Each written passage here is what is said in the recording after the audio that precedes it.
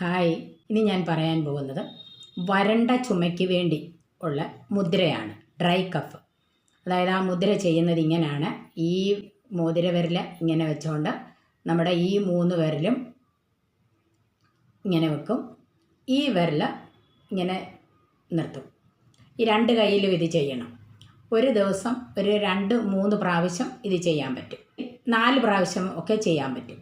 ഈ വരണ്ട ചുമ, നിൽക്കാത്ത ചുമയുണ്ടാകുമ്പം ഈ മുദ്ര ചെയ്ത് നമുക്കതിനെ കൺട്രോൾ ചെയ്യാൻ പറ്റും.